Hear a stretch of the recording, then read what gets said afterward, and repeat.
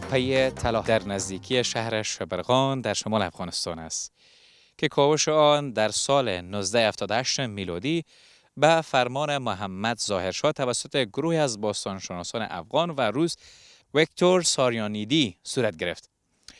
گنجینه طلاتپه مشتمل بر بیش از 20,000 آرایه‌های طلا، پارچه‌های زیور و سکه‌های بجامانده از دوره‌های کوشانیان و دولت یونانی باختر است و از 6 گور یعنی 5 زن و یک مرد که ثروت سرشاری از جواهرات گرانبها را در خود جای داده بودند به دست آمده است. پیشینه این گنجینه به سده یکم پیش از میلاد تا قرن یکم میلادی میرسد. ارائه‌های به دست آمده شامل سکه‌ها، گردنبندهای تزیین شده با سنگ‌های گرانبها، کمربندها، مدال‌ها و تاج‌ها می باشد. ما همین لحظه در تپه طلا هستیم.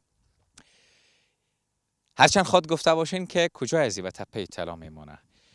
قصه و گپ‌های زیادی شنیدیم که میگن یک زمان این بسیار بلند بود. بسیار بلند بود. دیگه بارانا و یک سلسله مردم هم که آمدن به خاطری که اینجا طلا هست، جواهرات از کندنکاری کردن، خب بالاخره این تپه در جای رسیده که به یک زمین تبدیل شده که آیسته آیسته، اما کم کم نشانه های از سابق اینجا معلوم میشه. شما بیاین همراه من. خب اما قصه ما را گشتم که کردن، خدا کنه که هیچ چیز نباشه که ما خود آدمی هستیم که بگذر مسافر هم هستیم که تا جنجال هستی. اینه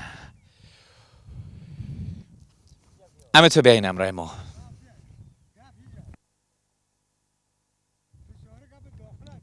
امی قصه از اینجا همو قصه 6 مرد و 6 زن و یک مرد که از اینجا بیرون شدن یا بیرونش ساختن، کتشان طلاها و بسیار چیزهای دیگه بوده. او از اینجا بوده که تپه طلا میگن از اینجا.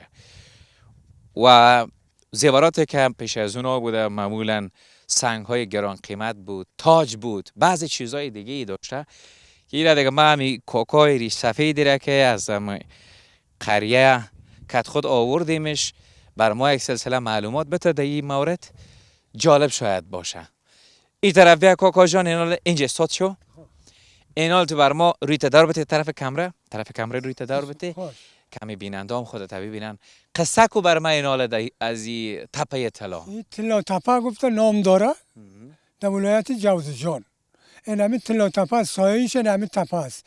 اما هر جنسی که برآمده مجسمه برآمده در وقت شورابیا از همین جای برآمده.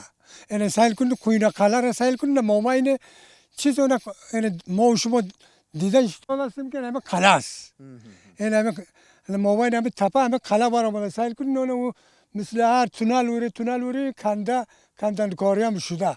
این همین مجسمه ها که برآمده که در وقت شورابی از همین جا در دست آمده. خب امی کندنکاری ها را مردم عام کردن یا از زمان حکومت سابق مانده؟ نه حکومت سابق مانده. حکومت سابق می کندنکاری کردن؟ بله. خب اینا خیر بر ما بگو چی شنیدی؟ اینا چند ساله هستی گفتی کوکو؟ ما دوکم 80 هستم. دوکم 80 یعنی 78 ساله دیگه. بله. دی 78 ساله که عمر کردی همینجا بودی؟ همینجا بودم.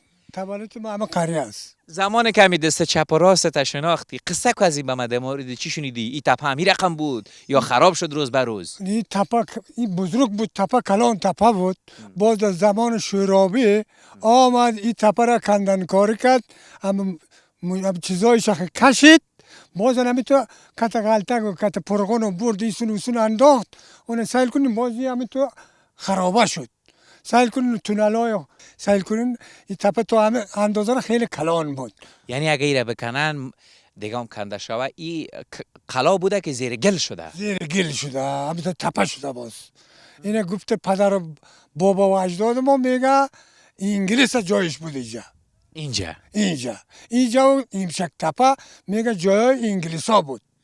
شما باز گاهی وقتایی تو شده که آمده باشین بگین که اینجا طلا را پیدا کردن، شما بیل و یک چیز نوردین که این کار کرده باشین؟ از سابق مردم که مانده تا شورابه اینا پیدا کرد، مردم تابالی او چرا را نکرده تابالی. وطندارای نازنین اینجا از دیوال مشخص معلوم میشه، میگن که اینجا قبلا یک قلا بوده.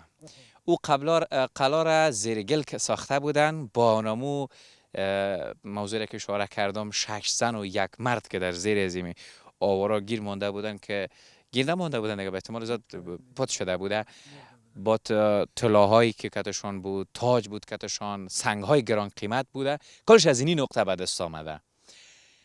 و این دیوال است که مردم بعد از اینکه کندن کاری کردن، این دیوال از زیر زمین فکر بکنین خانه دیگه از زیر زمین ساخته شده بوده، به این شکلی که معلوم میشه. یعنی بعضی چیزاش اینجا هست ممکن اگر بعضی کندن کاری های دیگه هم بکنن شاید چهار اطراف دیگه خانه های دیگه هم پیدا شوه. همین رقم است نه؟ شاید پیدا شوه. بخیر باشی کاکا جان. حتما از امی بابا کلانا، از پدر کلانا یک چیزی خوشینیده باشی. شنیدم میگم کلاه همه انگلیس هست میگه. از همه بابا و اجداد ما مردم میگفت که این جای انگلیس ها بود. جای انگلیس ها؟ بله. اطلاع و چیزایی که از اینجا بیرون شده او زمان شما خورد بودین خیلی؟ خورد بودیم ما مردم، خود ما اینجا بزرگکاری کردیم در دورای ما مردم خورد بودیم ما مردم اون وقت جوان بودیم. بخیر باشی کاکا جان. نباشه خدا کم نکنی تو. قربانتان. با عزت باشی. بخیر باشین. وطندارای عزیز، افغانستان گنج زیاد داره. از گنج اگر بگوییم طبیعت افغانستان یک گنج خاص است. ای که بعض جاها بعض معدن‌های ما در داخل افغانستان داریم که اگر سرش کار جریان پیدا بکنه ما به هیچ کشور محتاج نمیشیم. از گاز غنی هستیم، از تیل غنی هستیم، از طبیعت زیبایی که افغانستان داره ما غنی هستیم. متاسفانه که توجه نشده. اگر توجه شوه دیگه در افغانستان هیچ گدایگر پیدا نخواهد شد. در افغانستان هیچ کسی از بیکاری نخواهد نالید. این یک کشوری است که خلاصه برات بگویم تذکره تزینی میجاست. افغانا را میگم وطن ما شما هم اینجاست. هر نقطه افغانستان که بیاین یک زیبایی دیگه بر خودش داره. من گفتم در هر ولایت افغانستان دمی دل طبیعت برین، مثلا سمتای بدخشان برین، بیاین سمتای سرپل بیاین، سمتای خوست برین، سمتای جلال‌آباد، کنر و نورستان برین، سمتای کاپیسا برین، به همین شکلی سمتای پروان برین، بغلان برین، تخار برین، کندوز برین، سمنگان برین که یادتان نره.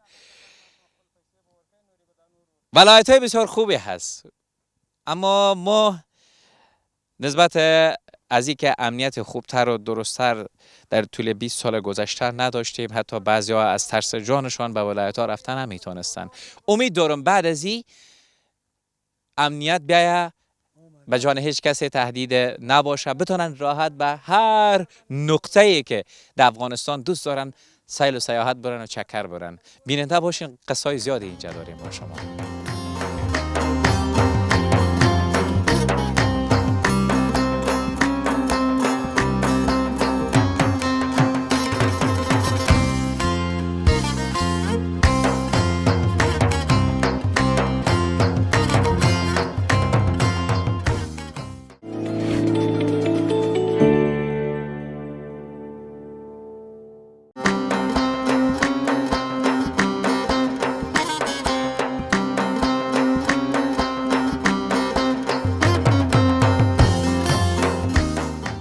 وطندارای خوب، ما وقتی که طرف جوزجان من گفتم هر آن چیزی که در فکر و ذهن من جالبتر تمام شد من به شما به تصویر میکشم.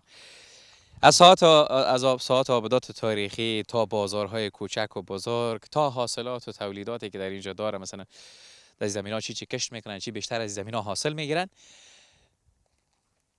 من متوجه پنبه شدم. پنبه ای که همین از زمینش دست چپ ما ماشاءالله خوب فریمان ای توبه مؤخر هست و کسی که کار میکنه در اینجا یا زمینه به شکل اجاره گرفته نمیدونم یا از خودش هست ایره کشت کرده و خیر آسلش هم نمیفهم نیمه میسازه یا هم کدام قصه 6-1 میشه که چه رقم قضیه است. استاد جوړ خو ان شاء الله. شکر الحمدلله تخبل خیر جوړي. الحمدلله د خدای فضل ده. نه نوم درته وای کاکا؟ نوم می عبدالصمد علي کوزی. عبدالصمد علي کوزی صاحب. لازم که خصاص ده. نه دام ځکه اصلا خود فقیر قومندان ده. او بل دلته رئیس د کوچان ورته وای رئیس جلات نمیږي. دغه دام ځکه په نسبت نیولې ده. دا 6 کاله نو دا پخته پکې کرلې ده بیا موږ دغه یو ځای یم یو دغه زما ملګری دی دا په نسبه باندې په شیشاک باندې دهقانان یو یعنې دا په څونه کېږي ځمکه خو ډېر دی ماشاءالله تر هغه ځای پورې ښکاري ځمکه نو ډېره دا بله کم دی د یو 2 قدر 3 قدر دغونه هاخواته هم ده څو ځلې دغه ځای نه دا پختې هغه کوئ تاسو اخلئ دا پښتانه په ځای پورې اړه لري یو څوک یې په یو وار یو چین ټوله چې یو وار سپینه شوه څوک یعنې چې لاس یې بند بس نو دا چې سپینه شوه کمه بیا یې ټولوي هغه خرڅوي بازار کې خپل لاس په چلوي څوک چې بیا طاقت لري چې ټوله د یوې وارې سپینه شوه یو وار مردیکاران ورچی لاشویه امی موضوع گل خشخاش یا براتون بگیم کوکنار او را همی گوزش که میگیرن وقتی که نشتر میزنن به این شکل نشتر میزنن فقط یک بدنش هست من میگفتم شاید پخته یا همی پنبه‌ای که در اینجا هست این هم از امو به می شکلی میکنن یک چند دوری را میبردارن نه او یکی از با طبیعت صاحبش از دیگه اگر 3 دفعه جمع میکنه اگر 1 دفعه جمع میکنه او درې واره ټولې یعنی خپل د لاس بندۍ دپاره کم مصرفونه یې کړي دي کم خرڅ و قواله یې کړې ده خرڅداران یې نه پرېږدي نو بیا شروع به کوي بس نو داسې ټولې د خرڅداران دپاره که بیا طاقت والا بای هغه نو چې ټوله د یوې وارې سپینه شوه یو وار مردیکاران ورچوي ټولې دا څومره ځمکه دی تر هغه ځای پورې دا مځکه نو ولا ماته نه معلومیږي نو زه خو یعنې د دې نه جریب راته معلوم دی نه دغه منطقه بل کال مو کرلی دهقاني چې ووایې دهقاني به څوک کېږي تخمیني به راته وایې دهقاني تر هغه ځای پورې دی که نه دا یعنې یو 300 منه یا 400 منه پخته به وکړي 400 منه ماشاءالله ډېر پخته کېږي دغه ځای نو همدغه ساحه کې دا ډېر حاصلات ورکوي که خاصه ځای ورته تاسو انتخابوئ یا دا نو کومه مځکه چې زورور بیا یو کال دوه چې بیا رات براته دا پخته سو بیا هغسې حاصل نه ورکوي اوبو ته خو ډېر اړتیا نه لري که نه پخته چې ده که سره د اوبو ته اړه ده ډېر ضرورت لري ورته بس پر دې باندې په 6مه ورځ باید اوبه پر دوره شي باید د دې نام وچ نشي باشی طرفه ما وطندارا این را ببینم ما اینجا دیگه معلوم میشه پخته است پخته است که گفتن دینمی شاید یک 400 سیر پخته برشان حاصل بته باش که ممی بینندم درست سر بینن فکر کنم چه دایم مستقه شوی وقتی پوره شوی در طولولو لپاره آماده ده قریب آماده ده یه نمی گفتن قریب است که آماده است چه رقم میچینن؟ دست رقم طوله کاکا تا دلتا راشه؟ پر دغه رقم باندې را ټولوي ګوره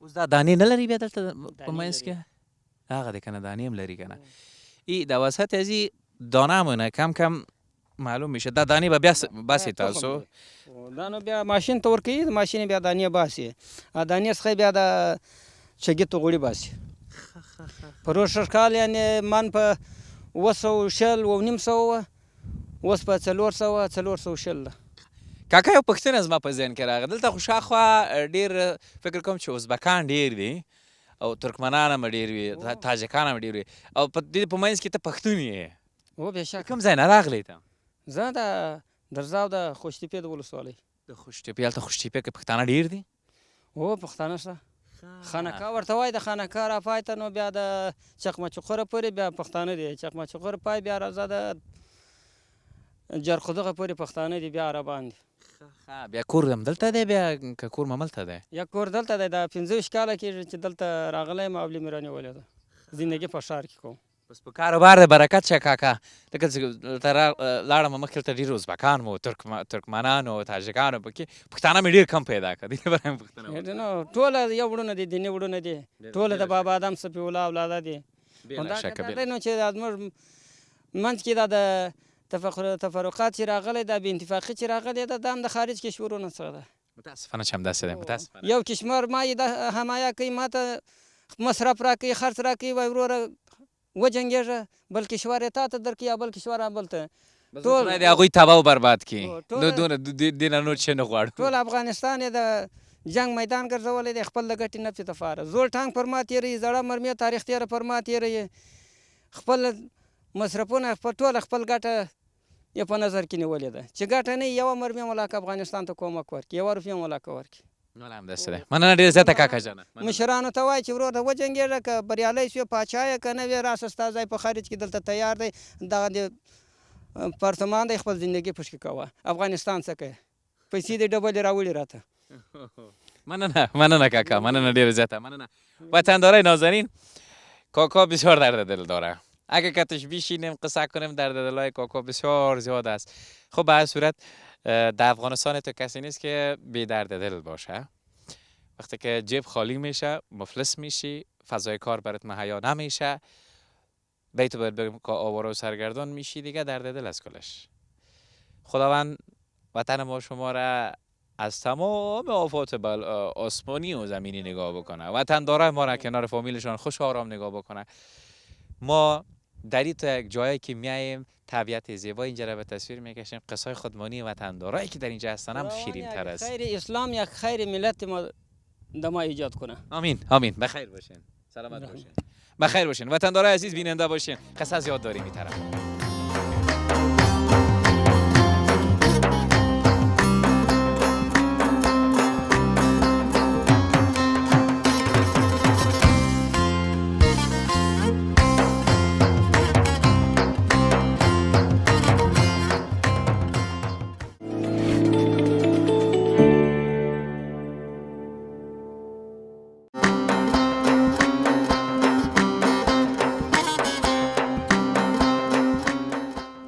و وطن داره یک جای دیگه آمدیم. اینجا شاید بگوین دشت خدا چی میکنین؟ همین جایی که من استاد هستم ای گل دیوار است. همین نو که آمدم اینمی چهار اطراف هم میبینی یک قلعه بسیار کلان هست. 300 جریب زمین است. یک قلاس. یک قلاس. و قصه ازی 300 جریب. ما بیشتر همکار ما شوخی کرد گفت دیوال است یا قار خدا راستیان که 3 موتر سراشک رقمی یک جای هم بره، این دیوال برش هنوزم جای داره. اینقدر کلان است دیوال. اول فکر کردم شاید تپه یا کو باشه، گفتن نه این تپه هم نبوده، کوم نبوده، این دیوال بوده. دیوال همین قلا بود که این قصه از این قلا دور میگرده این به زمان بریتانیایی پیش از استقلال قضیه که من نفهم چه زمانی بوده، بسیار سابق بوده که ایره گفتن. اینجا چقرم بود میگن، حالا کم کم بالا آمده چون دیوال هم کم کم افتیده، حالا رای رفت و آمد این مسیر بیخی جور کردن تا موتر رایش از به شکلی. قصه ازی چی است کاکا؟ قصه از این یمشک تپه میگن. چی؟ یمشک تپه. امشک تپه. بله. خب قصه ازی امشک تپه چیست؟ قصه یمشک تپه از بابا و اجداد ما مردم میگفتن که جای انگلیس هاست، قلعه انگلیس هاست میگفتن. اینجا قلعه انگلیس ها بود؟ قلعه انگلیس ها بوده از گفتن بابا و اجداد ما مردم. یعنی قدامت ازی بسیار دور پیش برمیگرده. بسیار شاید میگن بابا و اجداد ما گفته به ایمانا که این تقریبا شاید 300 سال شاید شده باشه، 400 سال شده باشه، 500 سال 500 سال شده باشه. این قلعه 500 سال پیش است. بله. و دیوارای ازی چقدر بوده؟ تو نشنیدی در مورد که قدر کلان بوده دیوارای ازی؟ موتر رفت آمد میکنه، 2-3 موتر رفت آمد میکنه سر دیوار ازی. دیوار ازی. من نمیدونم. خب زمان خارجی ها که مثلا این ساخته شده حتما کدام گپی بوده که دیوار همو زخامت بگویم که دبلی دیوار که این قدری را دبل ساخته بودن که حتی 3 موتر سر از دیوار میرفت. متاسفانه حالا کم کم چپه شده. او نموجه معلوم میشه می دیوار که می بعضش ریزش کرده پایین آمده، اون استقامت اون معلوم میشه. ریزش کرده پایین آمده دیگه، اینمی دیوار است که به این شکلی رفته او نموت دور زده تا پس به اینجا که از دید کامره بسیار خرد معلوم میشه. این دیوار بلند است و طرفش به او خاطری به من برجسته معلوم میشه، یعنی بسیار زیاد فاصله کلان هست دیگه. اینجا میگن مردم آمده بودن گفتین به طرف کاکا جان اینجا بیا گفتین آمده بودن، بعضی میخواستن بپالن بعضی چیزا پیدا بکنن. پالیده تا ما پیدا کرده چیزی نداره. تانگ پیدا کرد. همین مثل تونل وره کنده چیز پیدا نکرده وقت شورابی ها. خود ما مردم میپم، خود ما مردم بزرگکاری کنده میجده وقت شورابی چیز پیدا نشده دیگه. زمانی که خودت گفتی که میامدی مزدورکاری میکردی این همین رقم بود یا تغییرات آمده؟ تغییرات نامده، همین رقم بود. این همین رقم؟ آها. یعنی شما در کجا کار میکردین؟ این اونجا سعی کنه نه اونم تو مده داره تام داره و همین تو تونل وری کنده و چیز نبر آمد. کدام چرا میگین؟ اونو رو میگین؟ من که فکر میکنم اگه اینجا دگام بکنن شاید تو به طرفیه شاید زیرزیام کدام آواره کدام خانه کدام زیربنای داشته باشه. نه اصلا اینجا خانه بود که با خانه را ما این چیز نبر آمد در وقت شورابیا. خوجا خانه بود زمین. پالیدیم به وقت شورابیا خانه پیدا شد چیز نه زیورات پیدا نشد. یک گپ هست وطندارا امی اگر سر جاهای باستانی و تاریخی ما از طرف حکومت‌های وقت که تیر شده توجه صورت میگرفت امروز همه از اینا بر ما کلانترین سرمایه بود. مردم از دور دستا حتی از کشورهای اروپایی به افغانستان که میاین پشت جاهای تاریخی میرن به خصوص جاهای میرن که از دوران کوشانی ها مانده. نمونه شما گفتم میتونیم با بامیان یکی از جاهای است که حتی هر کسی که از کشورهای اروپایی میایه چه از کشورهای آسیایی میایه خبرنگارای خارجی میایه یک دفعه سر به اونجا میزنن. اینی جایی هم که ما آمدیم یه از چشم پنهان بودم، یعنی تو هنوز هیچ رسانه و میدیایی به اینجا نامده که از اینجا تصویر داشته باشه. این یک قلعه بسیار کلانی بود که ضخامت دیوارشون به شما گفتم که تقریبا 3 موتر سر دیوار عبور و مرور میکرد. این که من روان هستم این دیوار هست که بعدها این ریزش کرده کم کم پایین آمده. اینجا من بسیار متوجه از اینی چیزا شدم. یاره من نمیفهم چیزای کوزه هست. نه کوزه و خم از اینجا زیاد میبره. اگر به یاد داشته باشین تپه سبزآباد ولایت ننگرهار که رفته بودیم در اونجا هم کوره که وفار کرده بودن در خود کو خانه برآمده بود. باز از اونجا کوزه ها زیاد کشیده بودن. کوزه‌ای بوده که کوزه‌ای بسیار سابقه بود که تا بعض دانشمندایی که بودن اونا آمدن رویش تحقیقات کردن تا یک سلسله معلومات در موردش پیدا بکنن و همین عالم کار سر جریان داره که اونجا بعض زیادتر در نمی جایی که آثار باستانی را نگهداری میکردن کوزه را زیاد دیدم که گفتن اینجا کوزه را که کشیدن در وسط طلا بوده و بعضی چیزهای دیگه بوده قیمتی. اینجا هم شاید اما قصه باشه. ها پیش بریم. اینجا دیگه وطندارا اینه افارگه کام دیده میشه اینجا. همینجا کنده بود چیزی نبر آمد دیگه. همینجا کنده بود. آها کندن کارش کردن. یک دفعه پایین نره ما کی طرف روان هستیم. بخیر باشی کاکا جان، بسیار زیاد تشکر. به زحمت ساختیم. با عزت باشید. سلامت باشید. تشکر. زنده باشید.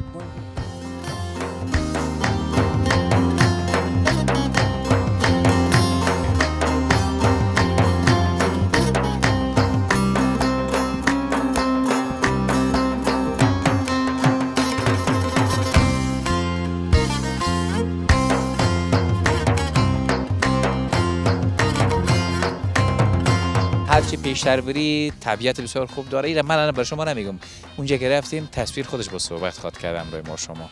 این آقالار گرزان ولسوالی کوب بر یخش منطقه سرساز منطقه ده کلب گرزانن تماشا قلال اصله. این فضا یک فضا بسیار دوست داشتنی است. حالا باش که یه رقم دوست داشتنی شکم لغت نزنه.